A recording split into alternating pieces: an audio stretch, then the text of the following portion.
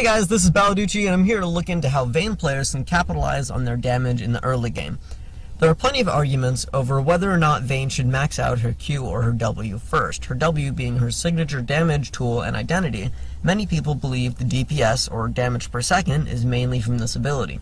While definitely true in the late game, I decided to run some tests in Excel using stats from level 9 champions and one completed item to find out if this is true in the early game as well. What I found was interesting. The mastery page is pretty standard, putting 21 points in the offense tree and 9 for defense. I tested DPS with the rune page of 80 marks, armor seals, MR glyphs, 1 attack speed quintessence, and 2 lifesteal quintessences. While the rune page I use is a little unorthodox, swapping 2 attack speed quints for added lifesteal, whether or not Vayne uses AD or attack speed marks, her healing and even her DPS is higher, maxing her Q over her silver bolts. All the stats you see in front of you are pretty complex, so let's go over the most important. Vayne's attack damage is calculated using her base AD plus her AD scaling at level 9, added with 9 AD marks, AD from masteries, and her items, a completed Blade of the Ruin King and Doran's Blade. The same process is used for all stats, using Vayne's base and scaling added to her bonuses from runes, masteries, and items. I ignored stats like move speed and magic resist, since they aren't relevant to her physical or true damage DPS. Next, we need to calculate the DPS from each of her abilities. I am mostly ignoring cast times of Vayne's Condemn, as well as the CC it provides, but I account for the Q animation time by putting in a 0.2 second added cooldown to the ability. Vayne's auto attacks have a cooldown of 1 over her attack speed, and deal damage equal to her AD. An on-hit effect is added equal to 8% of the enemy's current HP, due to Blade of the Ruin King's passive. We find the damage per second by dividing the auto-attack damage by its cooldown. Now to calculate Q DPS. Again, we measure the damage, calculated by 1.35 times Vayne's attack damage for level 2 Q, or 1.5 times Vayne's attack damage for level 5 Q, adding in Blade of the Ruin King on hit for each. As for the cooldown, remember I added in a 0.2 second extra in order to account for the animation time of the ability. While it is possible to use walls to cancel the Q animation, the auto attacks themselves will still have a wind-up time, and since I didn't want to get too in-depth with the timing, I decided to ignore this. Again, we divide the damage by the cooldown, and end up with our two values. Note the second is much higher, not only because of the reduced Q cooldown, but also its increased damage. While Vayne's E isn't actually here to do much damage, I still decided to include it for the sake of consistency, as well as the silver bolts procs. Her ultimate doesn't actually deal direct damage, but it is an attack damage modifier, and I calculated all of these values using her increased attack damage from her ultimate, ignoring invisibility for simplicity. By adding all of her DPS values together and adding a 3% from havoc, we get our total damage per second from physical damage, before applying armor and damage reduction. Vayne's W is more complex to calculate the damage per second.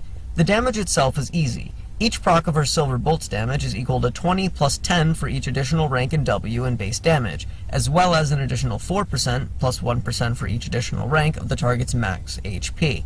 The cooldown, however, is more difficult, as it is based off certain conditions rather than a specific timer. In order to proc silver bolts damage, a target must be hit 3 times consecutively by Vayne's auto attacks, Q-empowered auto attacks, or Condemn. To calculate this cooldown, we divide 1 by the sum of 1 over each of those abilities' cooldowns as shown above. Finally, we divide the damage by its cooldown and account for the havoc damage bonus. I use Graves as a test for DPS, because his passive gives him much higher resistances than other marksmen, and therefore would provide the best possible scenario for Vayne to consider maxing silver bolts first. However, even with 75 armor and a smaller HP pool than Vayne, the DPS is considerably higher for Vayne to max her Tumble over silver bolts. This also provides greater healing due to the auto attack reset. Also keep in mind that in a 1v1 with Graves, the added invisibility time and mobility will greatly increase Vayne's ability to outplay Graves. Now remember, this is using attack damage marks, which I found was less effective for overall DPS than attack speed marks. I found this by testing, maxing Q first, attack speed marks against attack damage marks. All calculations are the same as before, but I put side by side the difference between AD and AS marks.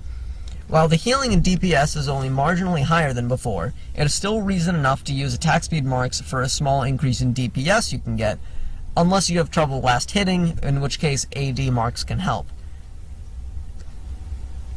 Here's the ultimate proof that maxing Q first on Vayne is much more effective than maxing W once you have your Blade of the Ruined King. I calculated the stats of Leona using armor quints, armor marks, HP seals, and magic resist glyphs with a completed Face of the Mountain. This gave her a whopping 72 armor, and when adding in the bonus armor from maxing W first, 137 armor, reducing physical damage to 43.8% effectiveness, with an HP pool of around 1824. For a tanky character like this, you would think that maxing out the W would provide a better counter to all the armor and HP pool she has built up. Even with the larger HP and nearly double the armor of the Graves test, maxing Q still provided a greater damage per second and grants the added utility of healing, stealth, and mobility. With a Berserker's Greaves, the results are the same. Maxing W is less effective than putting points into Tumble. So why is this?